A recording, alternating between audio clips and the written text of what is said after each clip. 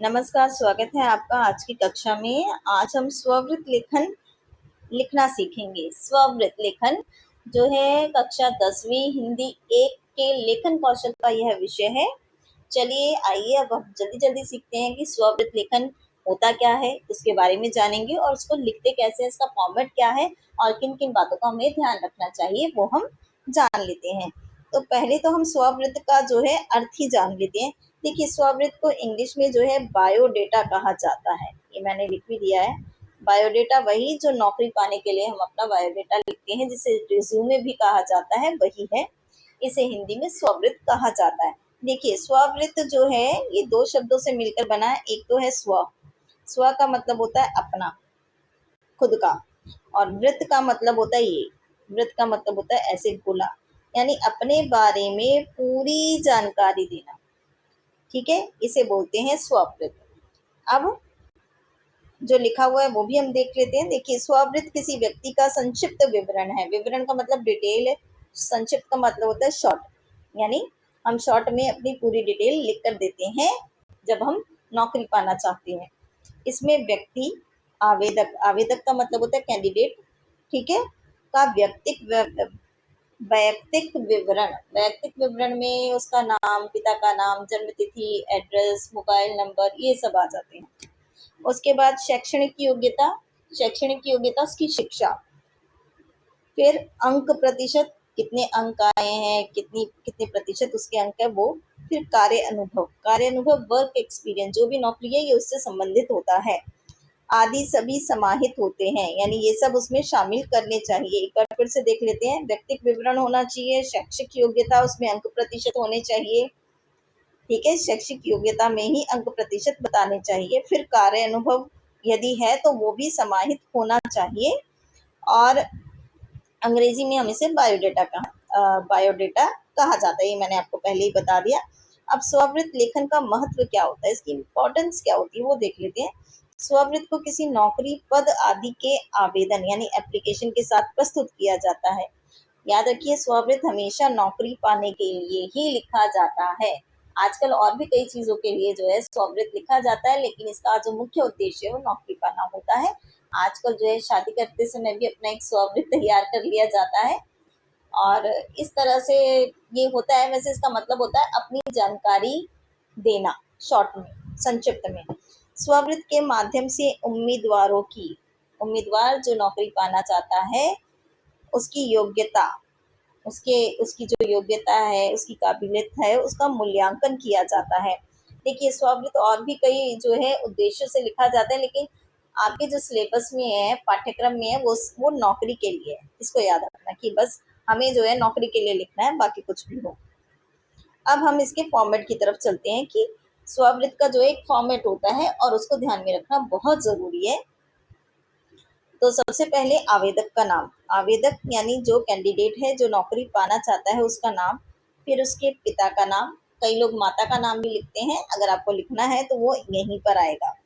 उसके बाद आवेदक की जन्म तिथि, कैंडिडेट की जन्म तिथि, उसके घर का पता, फिर मोबाइल नंबर, और फिर उसका ईमेल आईडी जो आजकल चल रहा है। अब ये जो यहाँ से यहाँ तक जो डिटेल है, जो विवरण है, इसी को हम व्यक्तिक विवरण बोलते हैं, यानी व्यक्ति के बारे में जो हम बताना चाहते हैं वो सब, ठीक है। अब उसके बाद आता है शैक्षणिक योग्यता। देखिए, शैक्षणिक योग्यता जो है इसका भी एक फॉर्मेट होता है। ये क्रमबद्ध तरीके से बताई जाती है, यानी सीक्वेंस में बताई जाती है। पहले हम छोटी कक्षा लेंगे, फिर उससे बड़ी, फिर उससे बड़ी, फिर उससे बड़ी। तो हम जो है शुरुआत करते हैं 10वीं से, फिर 12वीं से, फिर उसके बाद जो है हमारा आता है स्नातक। स्नातक को बोलते हैं ग्रेजुएशन। अगर परास्नातक है तो परास्नातक, परास्नातक होता है पोस्ट ग्रेजुएशन, ठीक है। ये हमारी जो है योग्यताएं होती है, शैक्षणिक योग्यता। उसके बाद आता है अन्य योग्यता। अन्य योग्यता जो है वो स्पेसिफिक होती है, विशेष योग्यता होती है, वो नौकरी के हिसाब से होती है। जैसे अनुवादक की नौकरी है, अनुवादक यानी ट्रांसलेटर की, तो उसके पास जो है अनुवाद का डिप्लोमा होना चाहिए। ऐसे ही अगर कंप्यूटर ऑपरेटर है तो उसके पास कंप्यूटर से रिलेटेड कंप्यूटर से संबंधित जो है कोई योग्यता, कोई क्वालिफिकेशन होनी चाहिए। तो ये अन्य योग्यता जो है ये प्रश्न से संबंधित होगी।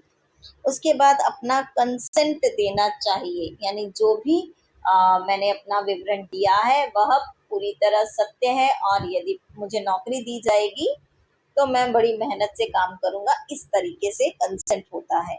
उसके बाद आखिर में जो है दिनांक लिखनी चाहिए, स्थान लिखना चाहिए, और उसके बाद आवेदक को अपने हस्ताक्षर करने चाहिए, वो भी नाम के साथ।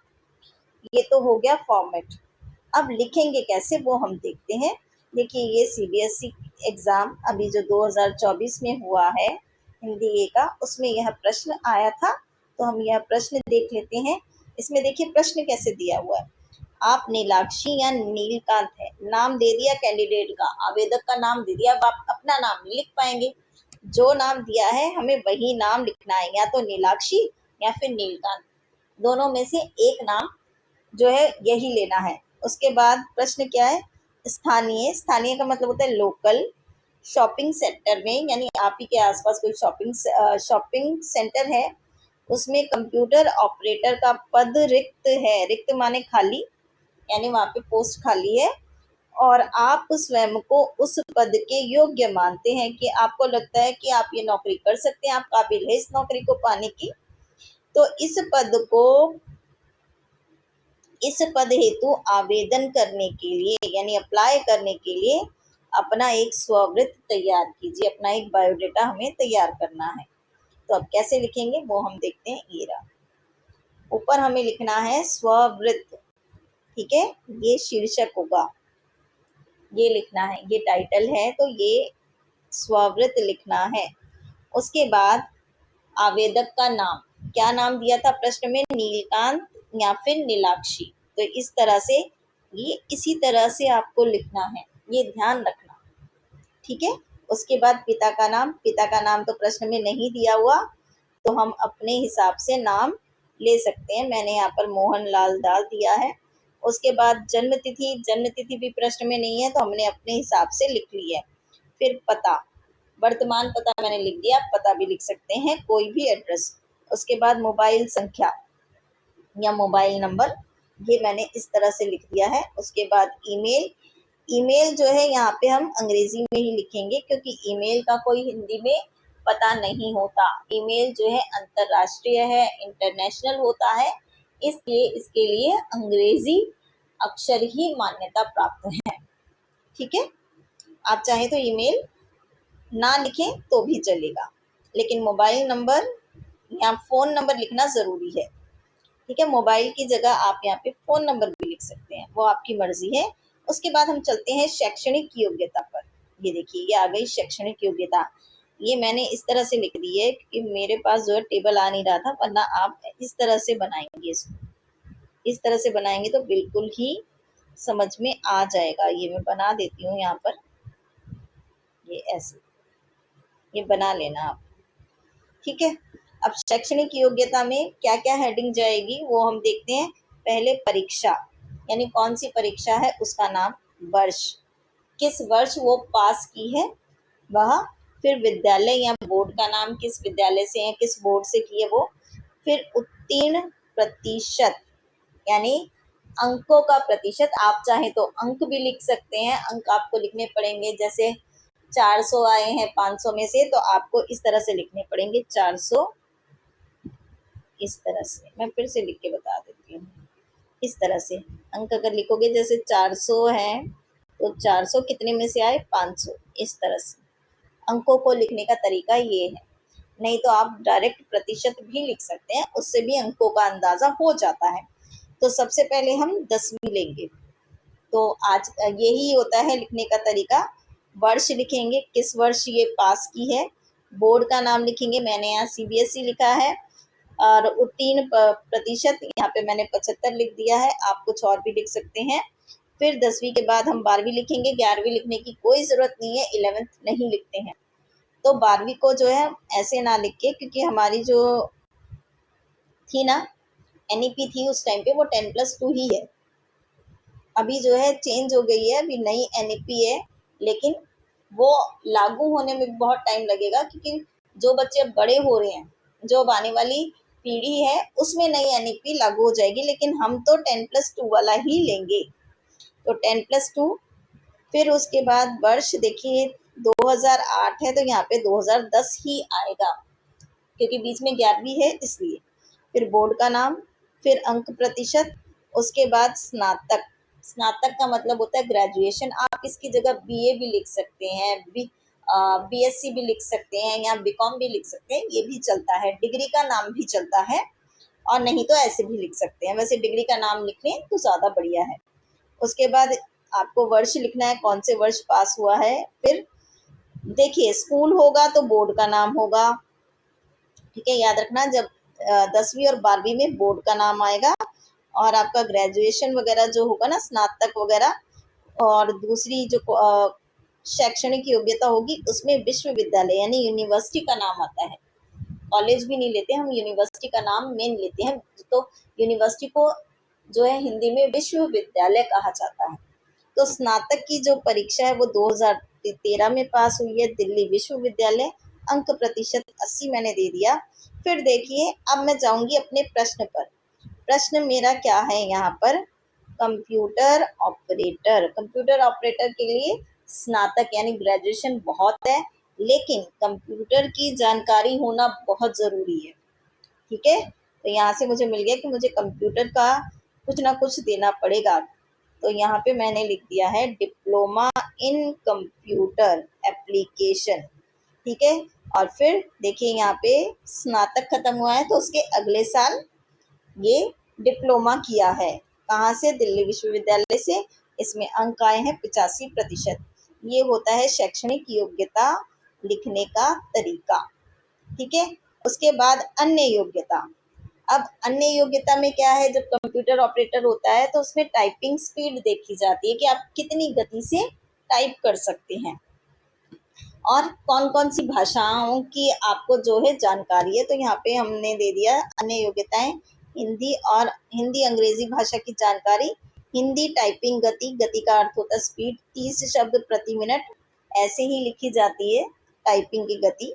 अंग्रेजी टाइपिंग गति 40 शब्द प्रति मिनट, ये हमने दे दिया। फिर उसके बाद हम देंगे कंसेंट। यदि इसके साथ ना यहाँ पर ये लाइन लिखनी चाहिए कि मैंने जितनी भी जानकारी यहाँ पर प्रस्तुत की है वह सत्य है। ये लाइन आपको लिखनी चाहिए मेरे हिसाब से, कि ऊपर मैंने जितनी भी जानकारी दी है वह सत्य है। यह लाइन एक ऐड कर देंगे तो बहुत अच्छा रहेगा। और उसके बाद हम ये लिखेंगे, यदि मुझे आपके शॉपिंग सेंटर में कंप्यूटर ऑपरेटर पद के लिए सेवा का अवसर दिया गया तो मैं पूरी निष्ठा एवं लगन से कार्य करूंगा। ये आपको याद कर लेनी है लाइनें, याद कर लीजिए। कुछ भी आए आपको इसी तरह से लिखना है कि यह जो जानकारी मैंने प्रस्तुत की है यह सत्य है, और यदि मुझे आपके यानी जो भी प्रश्न के हिसाब से है वो आप लिखिए कि सेवा का अवसर दिया गया तो मैं पूरी निष्ठा एवं लगन से कार्य करूंगा। लड़की है तो कार्य करूंगी, ये याद रखना है। ये हो गया कंसेंट। उसके बाद दिनांक लिखनी है, स्थान लिखना है, और फिर आवेदक का नाम और उसके साथ जो है हस्ताक्षर। यहाँ पे हस्ताक्षर नहीं हो सकते थे, लो लीजिए मैंने कर दिया है। तो ये हो गया आपका पूरी तरह से स्ववृत्त लेखन। एक बार फिर से मैं आपको दिखा देती हूँ। ये देखिए, ये देखिए, ये देखिए।